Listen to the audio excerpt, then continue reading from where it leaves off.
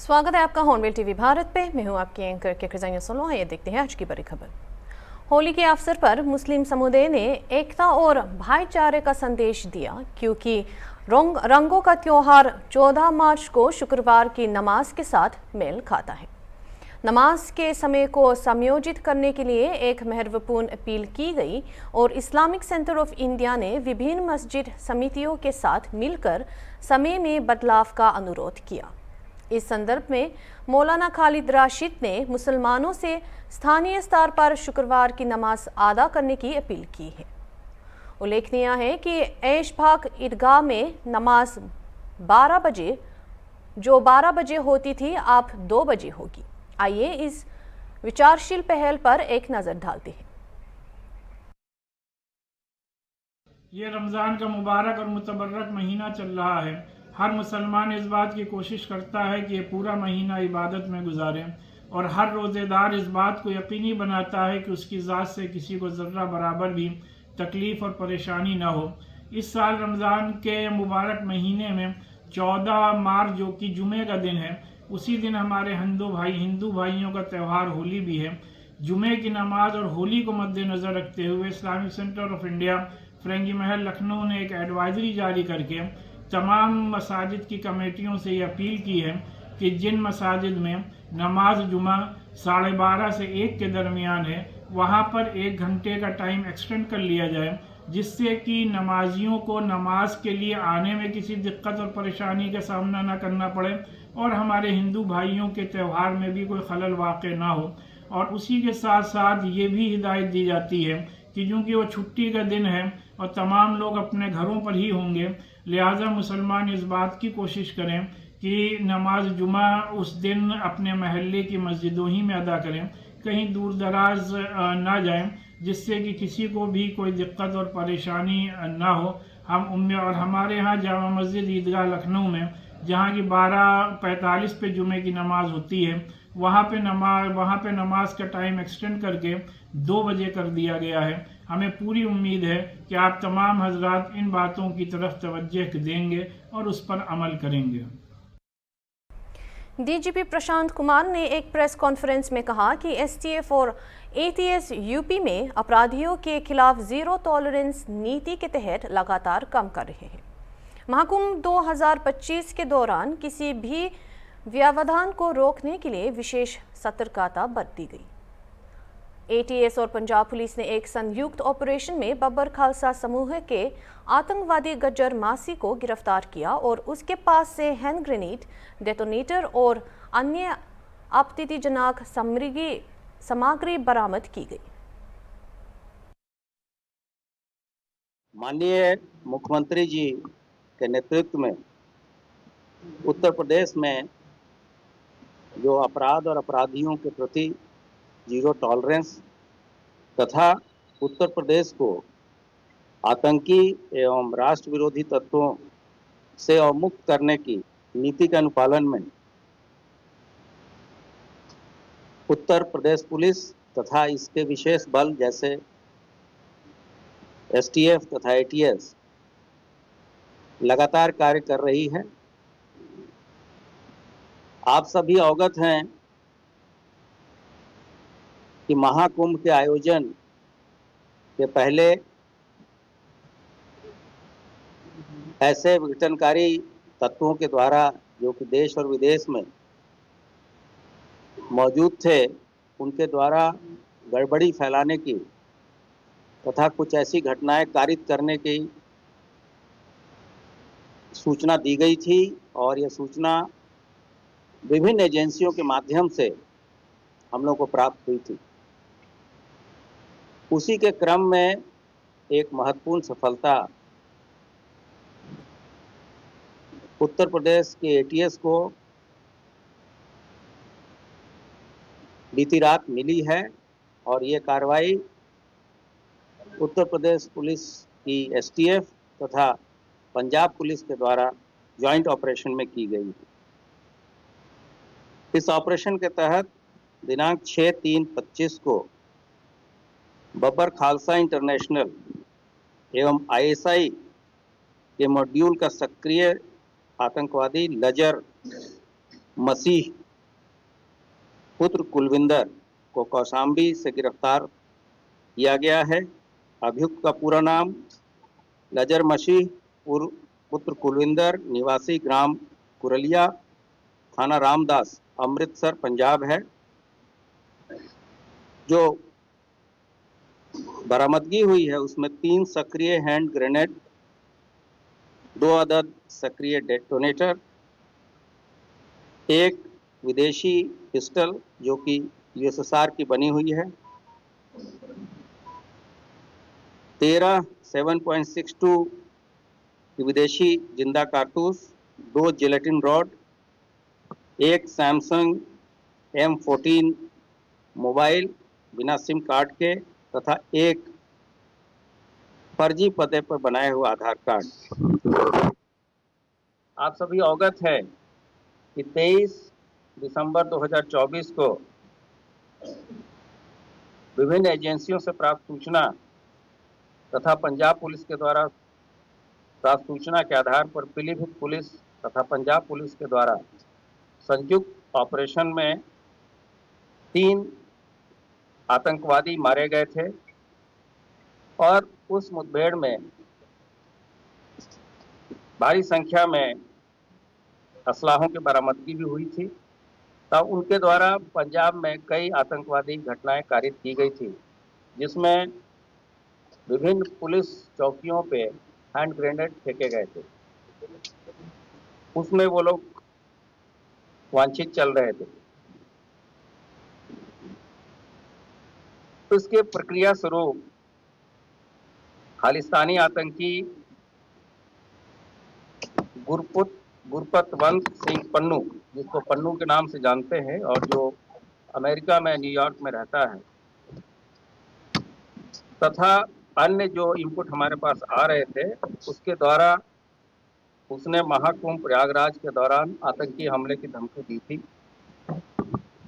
इसके लिए हमारी जो विशेष यूनिटें हैं तथा केंद्रीय बल को भी सतर्क किया गया था तथा इस तरह के जो भी अलर्ट्स आते थे समय समय पे आप लोगों के द्वारा भी जब क्वेरी होती थी तो हम लोग बताते थे कि हम लोग पूरी तरीके से इस पर काम कर रहे हैं और हमारी टीमें लगातार सतर्क थी। इस पर्टिकुलर ऑपरेशन के लिए हम लोगों ने एसटीएफ के जो अपर पुलिस अधीक्षक हैं लाल प्रताप सिंह और उनकी टीम को पंजाब पुलिस की टीम को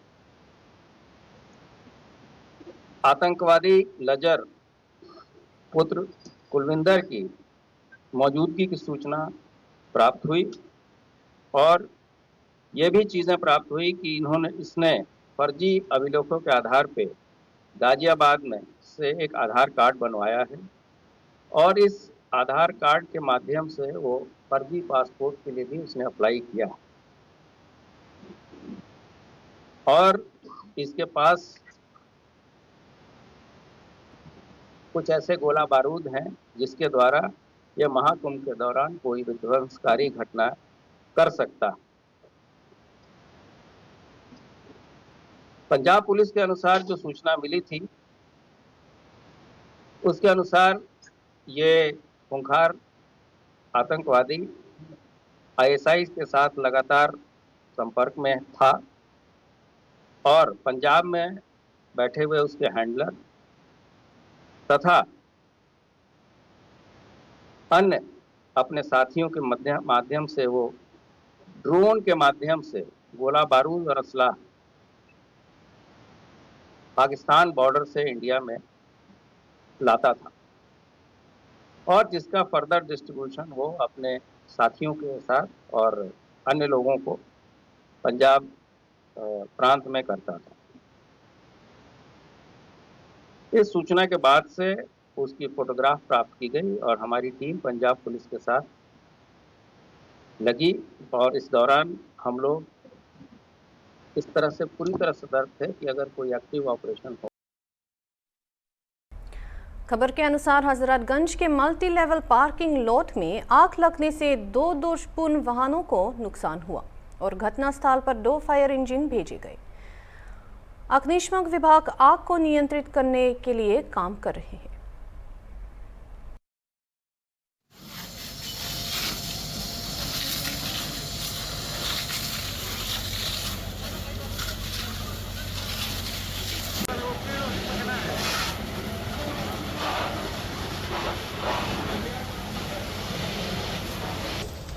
बहुत आँच, बहुत ज़्यादा, उधर भी आग लग जाएगी उनके। लग गई अंदर वाला, टीन के अंदर जा रही देखो मतलब टीन के अंदर आग जा रही, देख लो इधर हो जाए यार उसके ऑफिस चल जाएगा पूरा, उसका तो हाँ हो जाएगा ऑफिस भी उसका। अरे ये देखो मैं वैन कैसे पकड़ लिया, साला टायर उसमें पकड़ लिया।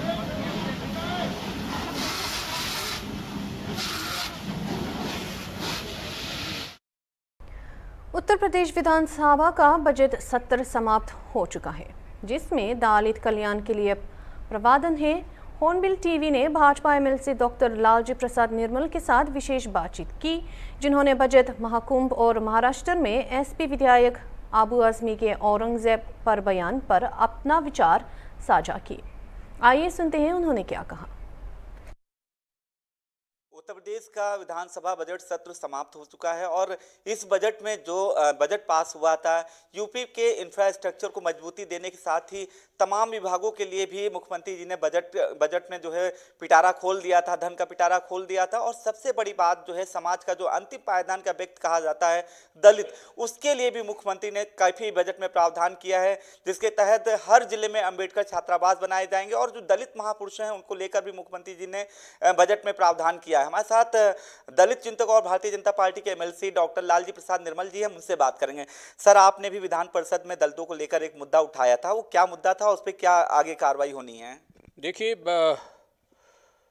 प्रदेश में जो अनुसूचित जातियों के छात्रावास हैं, उसके संबंध में मैंने सवाल उठाया था कि छात्रावासों की संख्या कम है,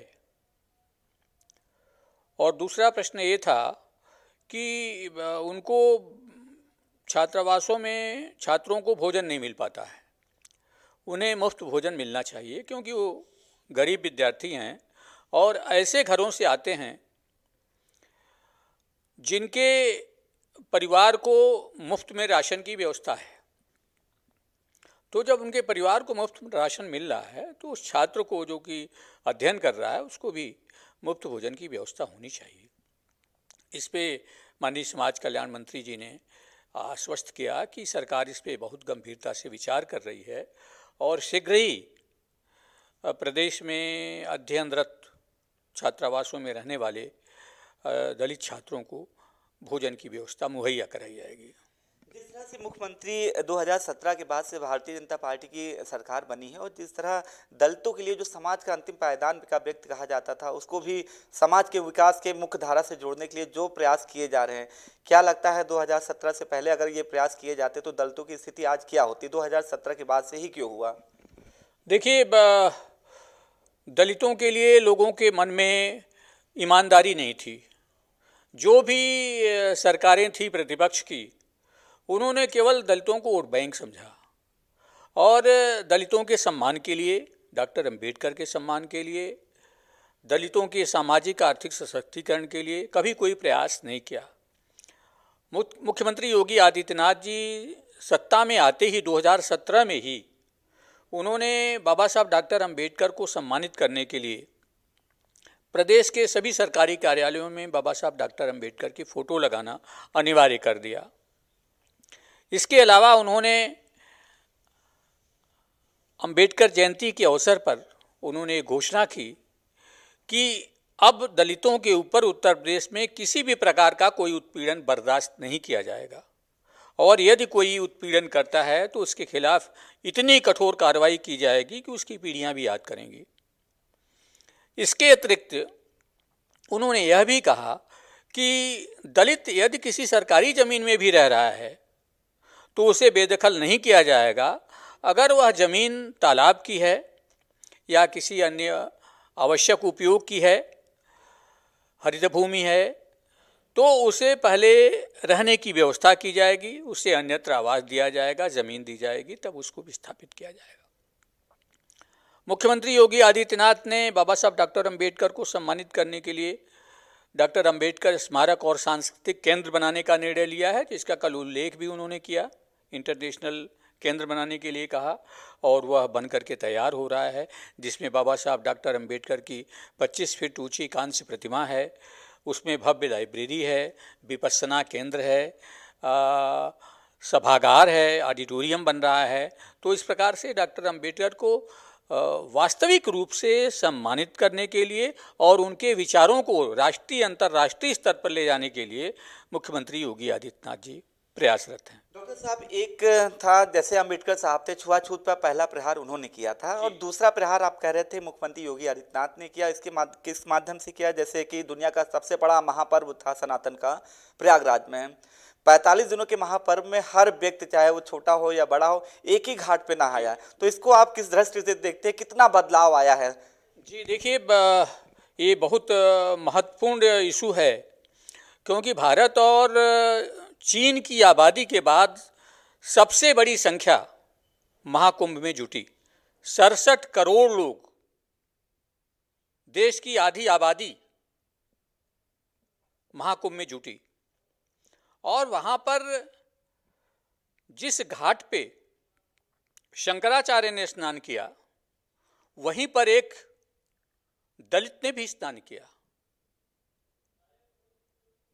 यह अद्भुत इसलिए है कि यद्यपि पहले भी कुंभ हुआ करते थे और पहले भी स्नान हुआ करते थे, लेकिन इतनी बड़ी आबादी में, इतनी बड़ी संख्या में पहली बार लोगों का जुटान हुआ और ये लोग समान भाव से सामाजिक समरसता का जो रूप वहाँ पे दिखाई पड़ा, कोई भेदभाव नहीं, कोई अस्पृश्यता नहीं, और एक भी उदाहरण नहीं मिला कोई इस प्रकार की कोई घटना हुई हो।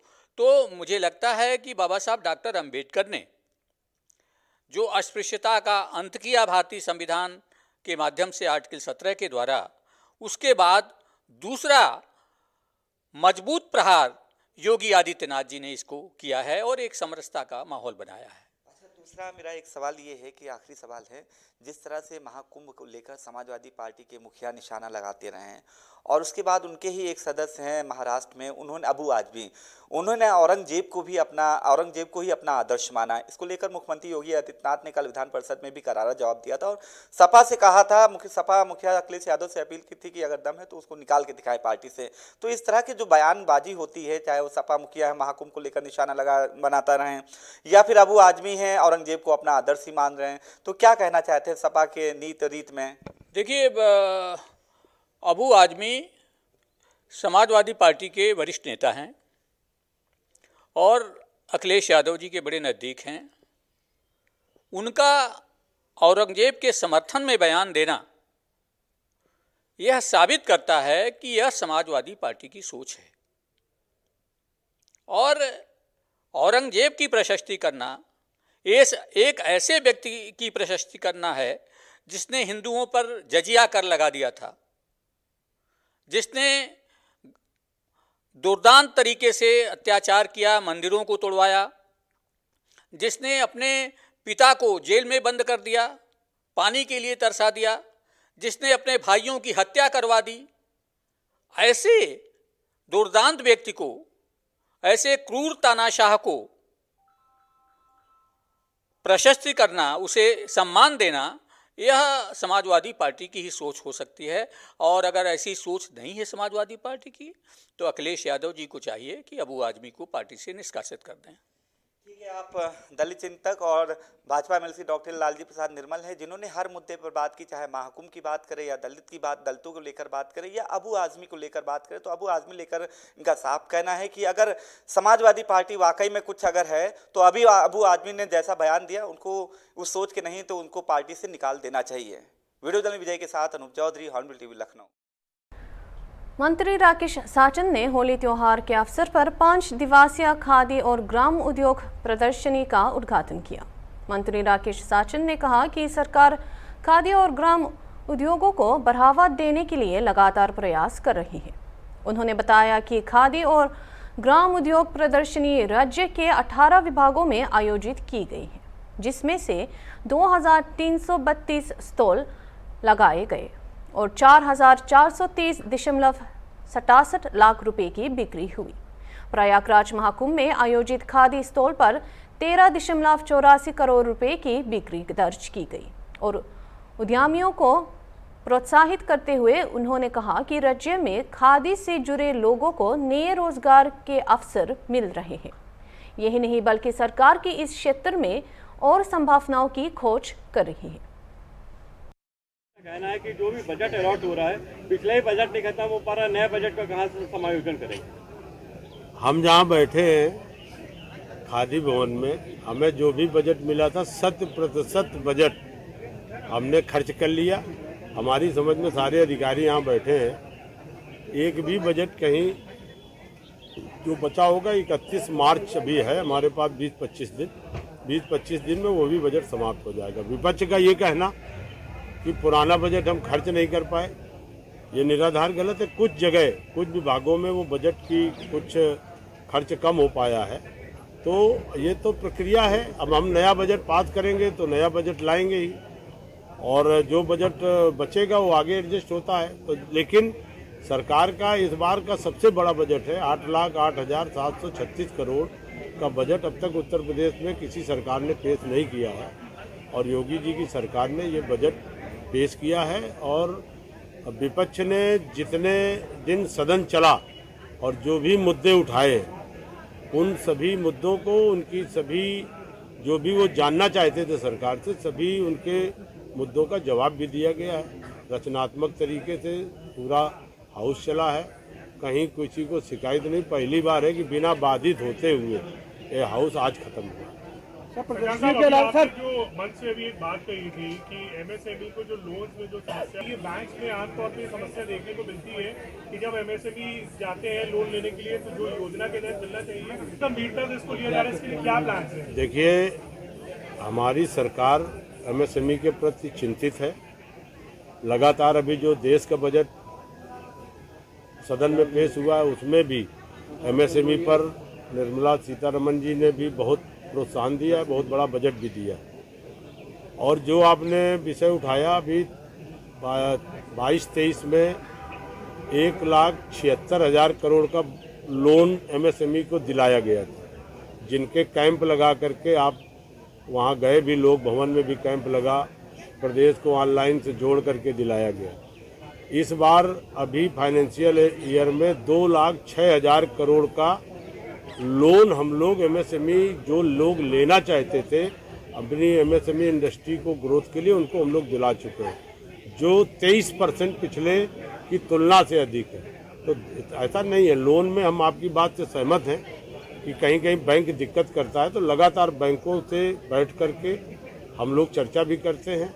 तमाम सारी योजनाएं जो हमारी चलती हैं, जैसे मुख्यमंत्री स्वरोजगार योजना है, प्रधानमंत्री स्वरोजगार सृजन के कार्यक्रम है, और भी जो लोन की योजनाएं हैं, बैंक अभी जो मुख्यमंत्री युवा उद्यमी अभियान है, इसमें भी बैंक का।